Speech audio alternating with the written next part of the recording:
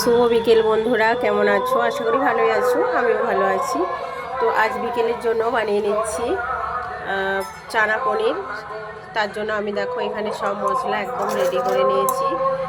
আর এখানে নিয়েছি দেখো কিছু শুকনো গরম মশলা, হলুদ গুঁড়ো, লঙ্কা গুঁড়ো, চিনি, আর নিয়ে নিয়েছি পনির, চানা ভিজিয়ে রেখেছিলাম, কাঁচা লঙ্কা, এগুলোকে সব পেস্ট করে নেব।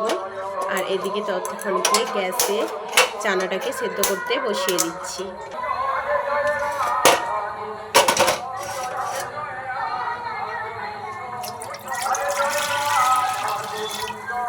তো তোমরা দেখতেই পাচ্ছ কুকারে জল দিয়ে দিলাম, তারপর চানাটাকে দিয়ে দিলাম।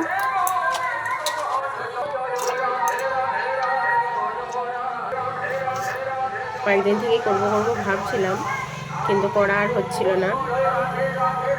তো চানাটাতে একটু হলুদ পরিমাণ মতো আর পরিমাণ মতো লবণ দিয়ে জলেতে আর অল্প বেকিং সোডা দিয়ে সিদ্ধ করতে বসিয়ে দিলাম। তো 7 থেকে 8টা সিটি দিয়ে দিলাম।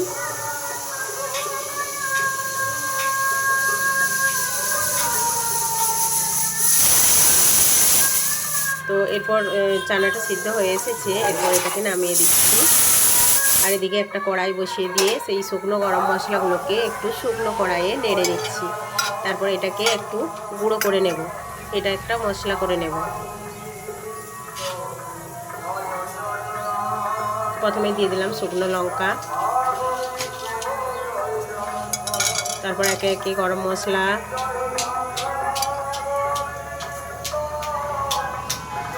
এলাচ, লং, দারচিনি সব একসাথে দিয়ে নাড়াচাড়া করলাম।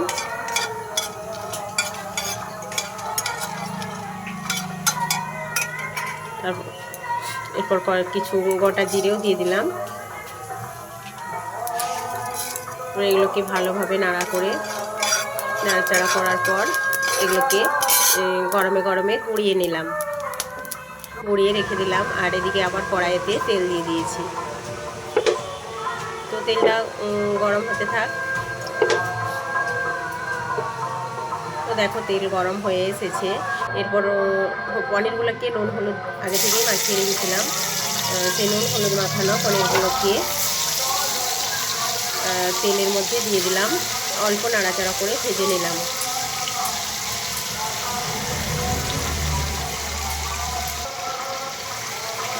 খুব একটা বেশি ভাজবো না, তাহলে শক্ত হয়ে যাবে।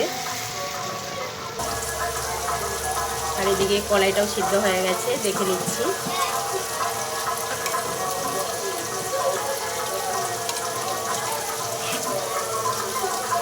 কলাইটা খুব সুন্দর সিদ্ধ হয়ে গেছে। আর এদিকে পনিরটাও ভাজা হয়ে এসেছে। এই সময় অল্প ঘি দিয়ে দিচ্ছি, তাহলে আরও পনিরের ফ্লেভারটা আরও সুন্দর আসে। তো অল্প ঘি দিয়ে দিচ্ছি। এরপর একটু নাড়াচাড়া করে পনিরটাকে নামিয়ে নেব।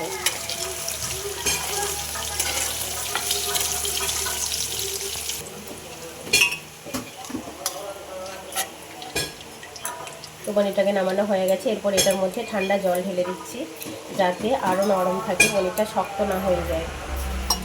আর যে কড়াই যে তেলটা আছে, সেই তেলের মধ্যে একটু দিয়ে দিলাম গোটা জিরে, তেজপাতা, গরম মশলা, এলাচ, লং, দারচিনি দিয়ে দিলাম। এরপরে এগুলো একটু ভাজা হয়ে যেতেই আগে থেকে পেস্ট করে রাখা কাজু আর পোস্ত আর কাঁচা লঙ্কার পেস্টটাকে দিয়ে কড়াইয়ের তেলের মধ্যে একটু নাড়াচাড়া করে নিচ্ছি।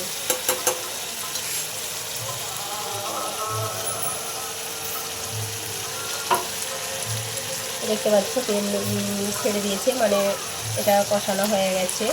এরপর হলুদ দিয়ে দিলাম পরিমাণ মতো কালার আসার জন্য।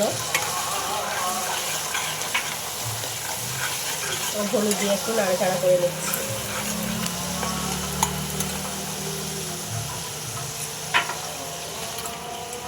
টমেটোর পেস্টটা করে রেখেছিলাম, সেটাকেও দিয়ে দিলাম। তো টমেটো থেকে যে কাঁচা গন্ধটা যতক্ষণ না বের হচ্ছে ততক্ষণ এটাকে নাড়তে থাকবো। তো টমেটোটাও ভালো রকমভাবে তেল ছেড়ে দিয়েছে টমেটো থেকে। তো আমাদের এটাও কাঁচা নেই, তাই সামান্য পরিমাণে কাশ্মীরি লঙ্কার গুঁড়োটা দিয়ে দিলাম যাতে একটু কালারটা আসবে। এরপর গোলমরিচ ছিল না গোটা, থাকলে হয়তো ওই শুকনো মশলার সাথেই গুঁড়িয়ে নিতাম। তো ছিল প্যাকেট, ওটাকে একটু দিয়ে দিলাম। মশলাটা প্রায় হয়ে এসেছে, তেল ছেড়ে দিয়েছে। এরপর সেদ্ধ করে রাখা চানাগুলোকে দিয়ে দিলাম। চানাটা দিয়ে একটু নাড়াচাড়া করে নিলাম।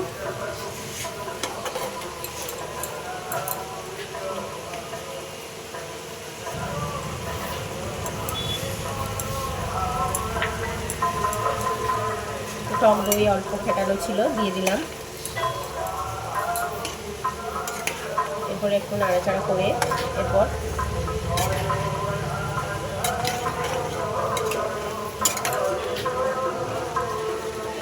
নাড়াচাড়া করে নিলাম। তো এরপর পনিরগুলো, ভেজে রাখা পনিরগুলোকে দিয়ে দিচ্ছি। তো পনিরগুলো দিয়েও একটু নাড়াচাড়া করে নিচ্ছি।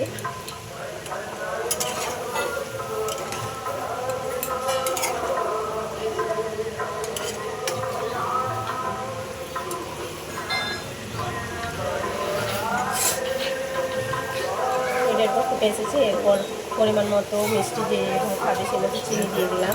একটু অল্প পরিমাণ মিষ্টিটা দিলাম, মিষ্টি একটু না দিলে ভালো লাগে না।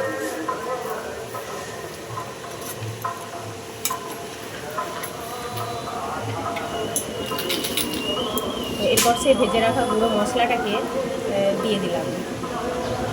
এই মশলাটা হচ্ছে মশলাটা দেওয়ার পরে সেন্টটা এলো। এই মশলাটা দেওয়ার কারণে খেতে আরও টেস্টি হয়ে উঠবে। এই ভেজে রাখা মশলাটা খুব সুন্দর।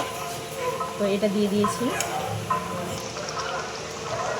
এরপর নামানোর আগে অল্প পরিমাণে ঘি দিয়ে দিলাম।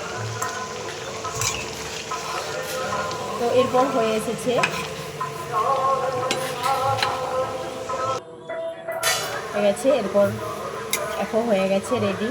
এটা গ্রেভি একটু হয়েছে। তো এরপর এটাকে নামিয়ে দেব।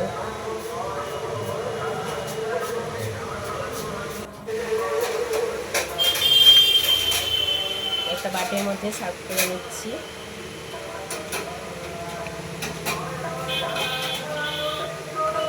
তো আমার এই ভিডিওটা যদি তোমাদের ভালো লেগে থাকে অবশ্যই একটা লাইক, কমেন্ট, শেয়ার করে দেবে। আর আমার চ্যানেলটাকে সাবস্ক্রাইব করে দিয়ে পাশে থেকো। আর সাথে নিয়ে নিয়েছি লুচি, মিষ্টি আর ওই চানা পনিরের সবজি আর দই। আজ এটা টিফিনে বানালাম বিকেলে। যদি ভালো লাগে সবাই অবশ্যই লাইক, কমেন্ট, শেয়ার করে দিও। টাটা, ভালো থেকো, টাটা।